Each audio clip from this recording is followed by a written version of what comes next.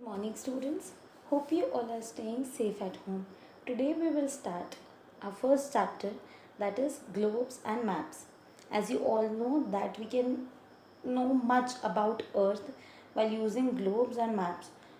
As a globe is more accurate but a map is more useful to study the earth. The earth, as it is the third planet from the sun in the solar system, there is life on the earth because there is presence of air and water.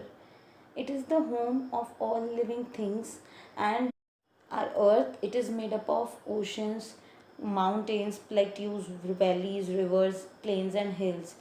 So let us move on to continents and oceans. Continents, they are the large land masses which are known as continents. So the large water bodies are known as oceans.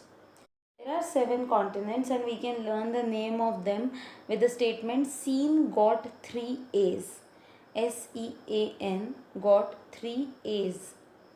So S represents South America, E represents Europe, A represents Asia, which is the largest continent, N represents North America. While 3 A's, the first one represents Australia, which is the smallest continent, Antarctica, and Africa. So here we have learnt about the names, 7 names of continents, and moving on to 5 major oceans, we can learn them with the lines. The earth is full of water and there are 5 oceans. The Arctic above us and the Antarctic below. The Atlantic in the middle and the Pacific on the side. The Indian is the warmest, and look, all the oceans memorized. So we can memorize the name of the oceans in this way. Now let us move on to a globe, as it is small model of the earth. It represents the earth in an accurate way. It is a small model of the earth. This represents the earth in a very accurate way. The axis of the globe on which it rotates, it has 2 ends. The top point, or we can say the topmost point, is the North Pole and the bottommost point is the South Pole. The equator is the line, imaginary line which runs from east to west, and it divides the earth into 2 equal halves. The north of the equator is called the northern hemisphere and the south of the equator is called the southern hemisphere. Now let us learn about parallels or lines of latitudes, as there are several lines which run parallel to the equator and these are known as parallels or lines of latitude. These are the horizontal lines which complete circles. They run from east to west and they are located at equal distances from each other. Some important parallels of latitude are the Tropic of Cancer, which lies at a distance of 23.5 degrees north from the equator. The Tropic of Capricorn, which lies at a distance of 23.5 degrees south from the equator. The next is the Arctic Circle. It lies at a distance of 66.5 degrees north from the equator, and the Antarctic Circle, which lies at a distance of 66.5 degrees south from the equator. So the parallels, they are drawn at an interval of 1 degree, and there are 90 parallels in the northern and southern hemispheres. So 19 northern and 19 southern hemisphere, and there are 181 parallels including equator. So yes, meridians or lines of longitude. They are imaginary lines which run from North Pole to South Pole and they are known as meridians or lines of longitude. Unlike latitudes, all longitudes are of equal length. They cut the parallels at right angles. And in 1884, it was decided to fix Greenwich, the place Greenwich, which is in London, as the starting point for numbering meridians. And this meridian is known as prime meridian. Like equator, it is also having 0 degree. So the meridians which are east of Greenwich, they are known as east longitudes, and those they are on the westwards, they are known as west longitudes. So they are the imaginary lines of 180 degree east and west of the prime meridian, which is known as international date line. The pattern, because of parallels and meridians, there is a network of lines on the globe which has been made, and this is known as grid, which helps us to locate places on the globe. The lines of latitude and the lines of longitude, they intersect each other at right angles.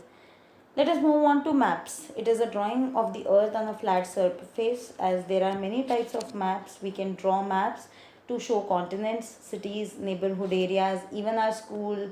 And the book of maps, it is called an atlas. So there is some of the advantages of map over a globe. As maps, they can be folded and they can be carried easily from place to place. It is very easy to locate the political boundaries of a country on a map. There are two types of maps, political and physical maps.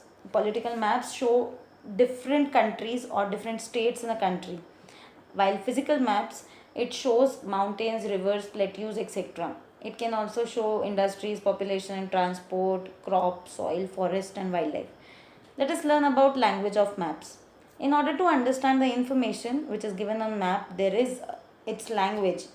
Let us learn about directions. There are four main directions: north, south, east and west. To the top of the map it is north, bottom of the map is south, to your right is east and to your left is west. There are four sub directions as well: northeast, northwest, southeast, southwest. Here, moving on to scale, we cannot mark everything which is in actual size on a map. It is impossible for us to mark the actual size of a place on a map, and therefore the scale enables us to measure distances from one place to another on particular map. For example, if on a map the scale states 1 centimeter, which is equal to 100 kilometers, then it means that on map it is 1 centimeter and in actual the distance between two places is 100 kilometers. So maps, they are always drawn according to the scale. Moving on to signs and symbols, there are temples, mosques, churches, roads, capital cities, railway lines, rivers, bridges, etc., which is not possible to draw the actual pictures of these features on a map, and therefore certain standard signs and symbols, they are being used to show these features, which are being used all over the world in same format, and that is why they are known as international symbols. Let us now move on to colors. There are different colors which are being used to show various things on a map. Blue denotes water bodies like oceans, seas, lakes and rivers on a map. Light blue shows shallow waters and deep blue color shows deep water. Green color shows plain areas or lowlands. Shades of brown shows highlands. Dark brown shows hills and mountains, and yellow color denotes agricultural lands. So students, with this we have reached to the end of the lesson. This is an interesting activity for you all to write a poem about the earth, which starts from the line, or we can say the line, each line should be the starting of the earth. E, and then the rest of the line, A, then the rest of the line, R, then the rest of the line, T, then the rest of the line, and H, the rest of the line.